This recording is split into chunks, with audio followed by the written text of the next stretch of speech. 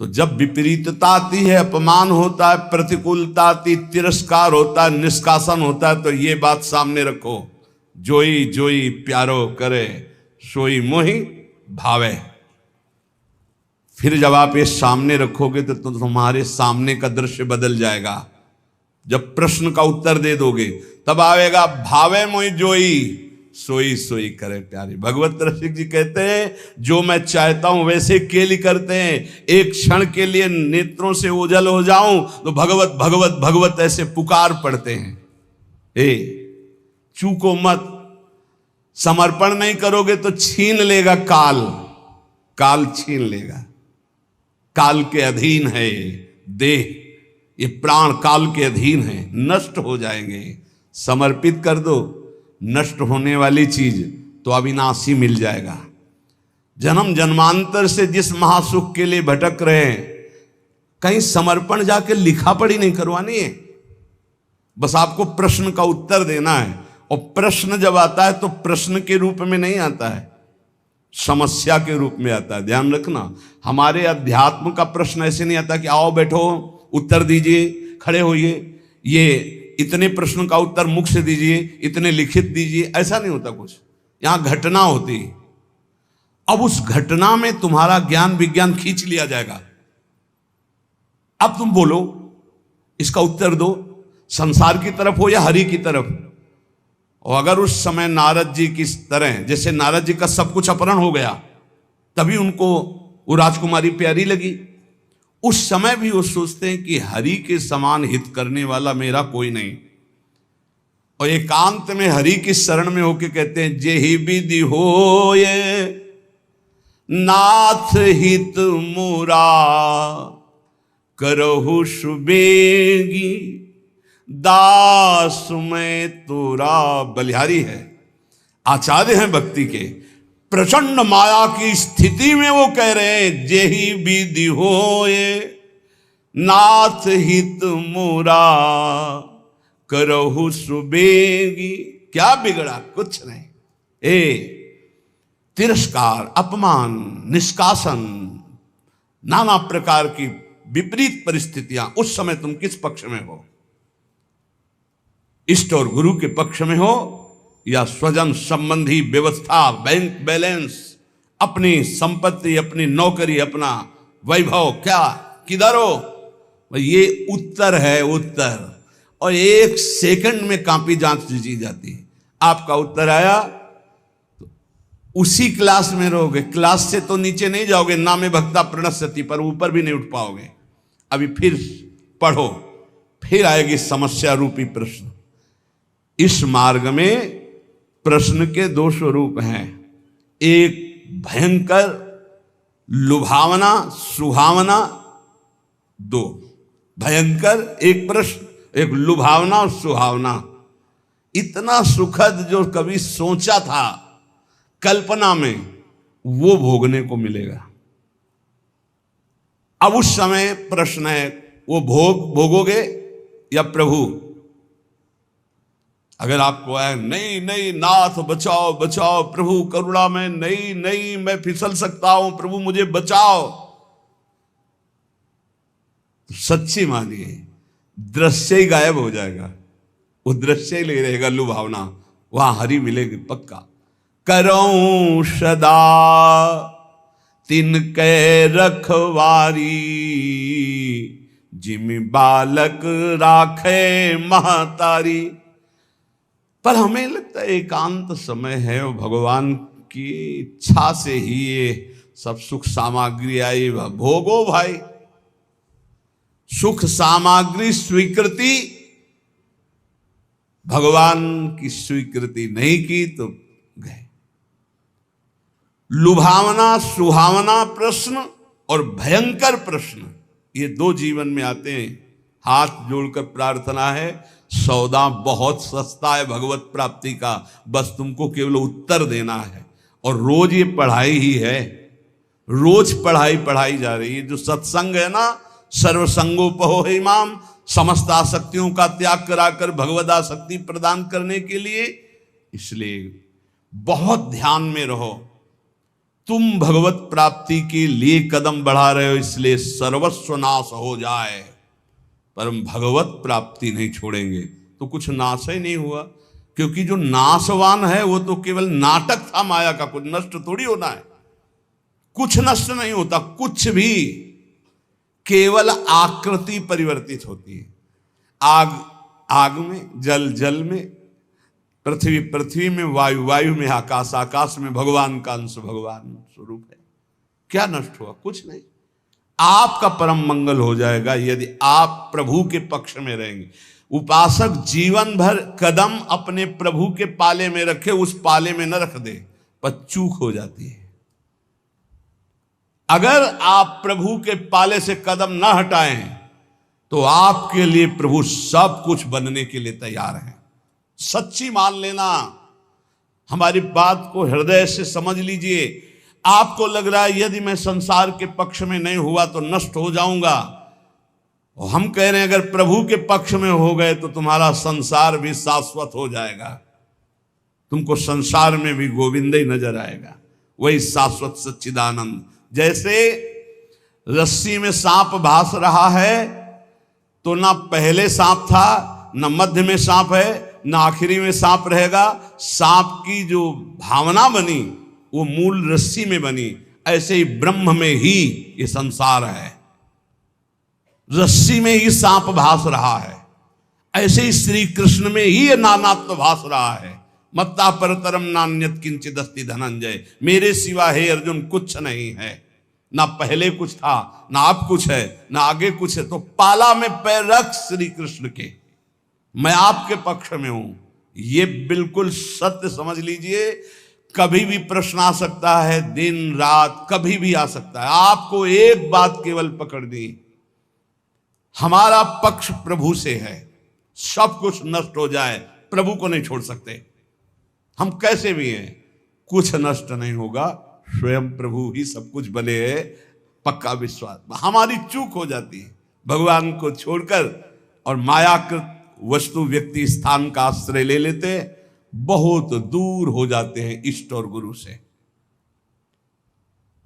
प्यारी जू और प्यारे जू परस्पर एक ही तत्व है। आचार्य चरण इस पद की रचना करके एक रुचि, एक दृष्टि, एक प्राण, एक स्वभाव वाले युगल किशोर की आंतरिक भावना का वर्णन कर रहे हैं। और हमारे भाव में शरणागति के सिद्धांत की चरम सीमा, सिद्धांत का भी वर्णन, चरम सीमा, जो अंदर भाव दिए अभी जिसकी चर्चा हुई, और प्रेम का।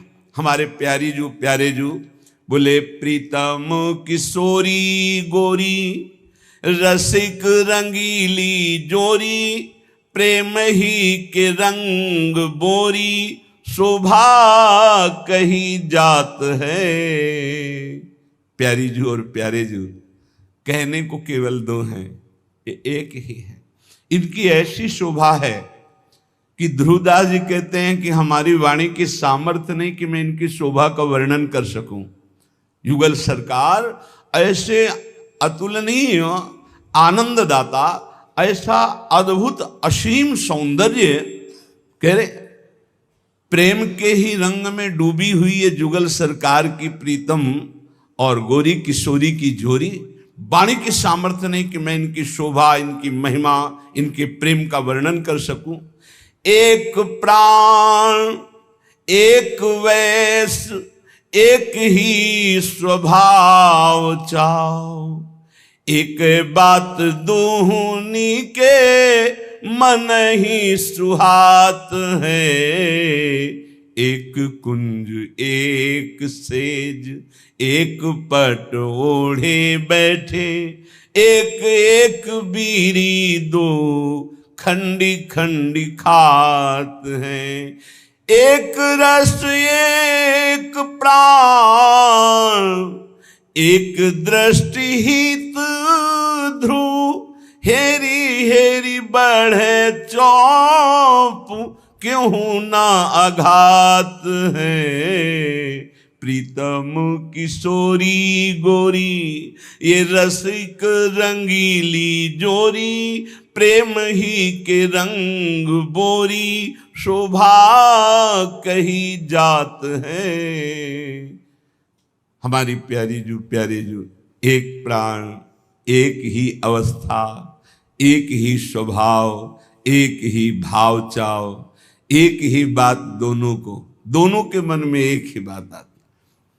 ऐसे हमारे युगल सरकार की जो सहज करुणामयी स्वामिनी की कृपा से लीला स्थली का आश्रय और उपासना मिली, अब हमको चूकना नहीं है। किसी से हम कह रहे थे भाई कुछ भी हो श्री जी को मत छोड़ना, श्री जी को छोड़ दिया तो फिर ये अथाह समुद्र है, तुम निकल नहीं पाओगे। और अंदर से श्री जी को पकड़े रहे तो समुद्र ही नहीं रहेगा, सूखा ही जाएगा। बड़ी करुणामयी श्री जी। श्रीपाद प्रबोधानंद जी महाराज कह रहे, सर्व दुख दशा घोरावरम वृंदावनेस्तु में प्राकृता अप्राकृता शेष विभूतिरपि नान्यतः। दोनों बातें आ गई। प्राकृत अपराकृत कितना भी मुझे लुभायमान किया जाए, मैं कभी प्रिया प्रीतम और वृंदावन को नहीं छोड़ सकता। वही बात आ गई। और सर्व दुखा दशा घोरा, दे दो सारे दुख तुम्हारी सृष्टि में जितने हो। ये भजन बल है, भजन बल। श्री जी का नाम जब जितना करोगे तो तुम भी गर्जना करने दो और दुख दो, पूरी सृष्टि का दुख हमें दे दो, सबको सुखी कर दो। दंत देव जी, प्रभु मुझे इतनी सामर्थ्य दो कि सबके हृदयों में बैठकर दुख मैं भोगूं और सब सुखी हो जाए। ये भगवान के भक्त का विशाल हृदय। सर्व दुख दशा घोरा, प्रभु सब दशाएं दुख की हमें दे दो, पर ना हम आपका चिंतन छोड़ने वाले और ना आपका आश्रय छोड़ने। ये फिसड्डी नहीं होते भगवान के भक्त। आजकल भक्ति जानते हो कैसे होती? ऐसे पैर रखा जाता भक्ति मार्ग में, आंच ना लगे, अगर आंच लगी तो हटा लिया। ऐसे कभी कोई परमार्थ में नहीं चलता। नारायण अति कठिन है हरि मिलन की बाट, या में पग पीछे धरे प्रथम शीश दे काट। ये वीरों का मार्ग है, कायरों का नहीं। इसलिए हिम्मत पक्की। तलवार गले तक आएगी, हार बन जाएगी, वार नहीं कर पाएगी। तलवार और हमारे गले के बीच में नाम है, विश्वास करो, विश्वास। दुखों से डराकर माया आपको हटा देगी या भुलावे में फंसाकर हटा देगी। तो इस श्लोक में दोनों बातें कह रहे हैं श्रीपाद कि सर्व दुख दशा घोरा, दे दो जितने दुख चाहो, या प्राकृता अप्राकृता शेषा विभूतिरपि नान्यतः। प्राकृत अपाकृत समस्त ऐश्वर्य देखो हमें लुभाकर नहीं लुभायमान होंगे। चाहे दुख दे दो चाहे भोग सामग्री दे दो, दोनों से मैं आपको भूलने वाला नहीं। आपका आश्रय, आपका चिंतन। कुर्वत्यापि महारौद्रम उपद्रवम अनुक्षणम। ये देखो, ये पढ़ाई है, पढ़ लो, फेल नहीं होगे। प्रभु भेजो, ऐसे उपद्रवी को भेजो जो रुद्र रूप रख करके हमारा अपमान करे, हमारी पिटाई करे, हमें गाली दे। कुर्वत्यापि महारौद्र मुपद्रव मनुक्षणम। आप कहोगे काहे को झगड़ा विपत्ति मोल ले रहे हो? नहीं नहीं, पढ़ाकू जो होता है वो चाहता है कि हमसे कोई प्रश्न करे और मैं उसका उत्तर दूं। जो पहलवान होता है वो चाहता है कोई मिले, दो दो हाथ करूं, उसकी भुजाओं में फड़कन होती है। ऐसे साधक ये चाहता है कि मेरा अपमान हो, मेरी निंदा हो, फिर मुझे कैसा लगेगा। एक संत थे, वो कभी पैसा नहीं लेते थे, पर साल में एक बार पैसा लेते तो फिरोजाबाद जाते थे। पूज्यपाद उड़िया बाबा के वो संगी थे। काय के लिए फिरोजाबाद जाते थे? चूड़ियां पहनने नहीं, चूड़ियां तोड़ने। चूड़ियों की दुकान लगी होती थी। इस एरिया में तो कोई उनको पीट नहीं सकता था क्योंकि पहचान वाले थे। फिरोजाबाद जाते और चूड़ियों की दुकान में खड़े होकर 2-3 लात मारते, तो चूड़ियों के ढेर ना, और पैसा साथ लिए रहते। और जो बाबा जी देखा 2-3-4 लात मारे, फिर अरे पागल आदमी, चूड़ी तोड़े डालना, मार थप्पड़ मार थप्पड़। 2-4 और दुकान वाले आते, पीटते, थोड़ी देर खड़े रहते, पीटने के बाद अब गाली देते, भगाते, दूर तक भाग के जाते, फिर पीटते। शाम अंदर पूछते कैसे, क्या हालचाल है? बोले ठीक है, कोई परेशानी नहीं। दुकान वाले के पास जाते, बोले भैया कितने की चूड़ी थी? बोले तुम तो पागल जैसे थे। बोले वो हमारा एक काम था, वो हो गया, आपने बढ़िया काम किया। कितनी चूड़ी थी? बड़ी नम्रता और सभ्यता से। तो कहा महाराज गलती हो गई आपको। बोले नहीं नहीं, आप चूड़ी के पैसे और जो एकत्रित करके गए थे, तो अगर 100-500 की चूड़ी होंगी तो 10-5 हज़ार वहीं छोड़ के। वो लोग देखते रहते कि बाबा जी है क्या चीज। अपनी कसौटी के लिए स्वामी अनंग बोधाश्रम स्वामी जी बचपन से दिगंबर और गंगा का सेवन करने वाले, जहां भिक्षा होती वहां जाकर वो दंडता करते और 2-4 जब चपाटे उनके लगते तो वो अंदर पूछते क्या हाल चाल है, ठीक है। ये सौभाग्य से मिलता है अपमान निंदा। चाहिए आपको सौभाग्य? सौभाग्य से मिलता है अपमान निंदा तिरस्कार विपत्ति संकट। क्यों? इसी में भगवत प्राप्ति होती है, इसी में आपकी भूमिका बदलती है। लेकिन हम ये देखते हैं जब भूमिका बदलने का अवसर आता है वो नीचे धम्म से गिर जाता है। सालों से सेवाएं होती हैं, गुरु सेवा से की, संतों की सेवा, ये सेवा वो सेवा। अब आया नंबर उसका उत्थान के लिए, फौरन 0 नंबर में गिर गया जाके धम्म से। चल फिर पढ़ाई कर, फिर आना, प्रश्न होगा, फिर उत्तर आ गए। ए भाई, सबसे प्रार्थना है तुम्हें बहुत जल्दी भगवत प्राप्ति कराने के लिए सत्संग हो रहा है, बस यही बात को तुम्हें पकड़ना है। सच्चा साधु चाहता है कि हमारा अपमान हो, हमारी निंदा हो, तिरस्कार हो, फिर हमें कैसा लगेगा? अगर बुरा लगता है तो हमारी साधना बहुत कमजोर है, अगर मुस्कुरा के निकल जाते तो बहुत अच्छा। कह रहे कुर्वत्यापि महारौद्रम उपद्रव मनुक्षणम, प्रति क्षण हमारे साथ उपद्रव हो, और कैसा महारौद्र रूप घोर, फिर भी भक्तिर वृंदाटवी सत्वे तत्वे ख्याता सलास्तु में, मैं तत्व का चिंतन करते हुए कभी भी अपनी भक्ति को बाधित नहीं होने दूंगा। तत्व क्या? सर्वान वस्त्र तया निरिक्त। तुम ही तो पीटने आए हो प्यारे, पीट लो। तुम ही गाली देने आए तो बिका हुआ आपका हूं, दे दो ना गाली। तुम ही अपमान कर रहे हो तो आपका समर्पित तन मन प्राण है। उत्तर सही तो आपका जो स्थिति है वो आगे वाले क्लास में पहुंच। यहां क्लास में नहीं जाना चाहते, यहां तो स्कूल से भागने के लिए हर समय पार्टी बस्ता लिए तैयार हैं। बस तुम कहो कि हम भागे माया में, सुख में जाएंगे हम। कोई पढ़ाकू चाहता है हमारे प्रश्न का उत्तर हो। सच्ची मानिए, आप भक्ति करोगे आपके जीवन में प्रश्न ही आएंगे, और यही प्रश्न जो रोज पढ़ाए जा रहे हैं। बिना ऐसा नहीं कि कक्षा 4 वाले को 10-12 का वाले क्लास का प्रश्न किया जाए, नहीं, रोज ये सत्संग पढ़ाया जा रहा है। आप कुछ नहीं है, ये स्वप्न है, एक दीर्घ स्वप्न है, बड़ा स्वप्न है। बढ़िया दुल्हन, बढ़िया लड़का बच्चा, बढ़िया मकान, फूले घूम रहे, मारा चाटा काल नहीं, खत्म, न दुल्हन न लड़का न बच्चा। अब चल आया था भगवत प्राप्ति के लिए, फंसकर फिर जीवन नष्ट कर दिया। तो क्या करें? बाबा जी बन जाए तुम्हारी तरह? नहीं, हम नहीं कहते।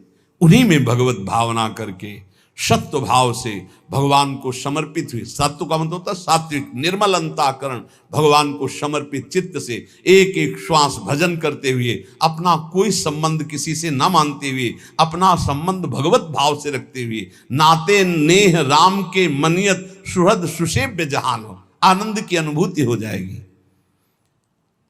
श्री राधा माधव के चरणारविंद के आश्रित को ऐसी स्थिति प्राप्त होती, कोई दुख शोक भय चिंता स्पर्श नहीं कर सकता।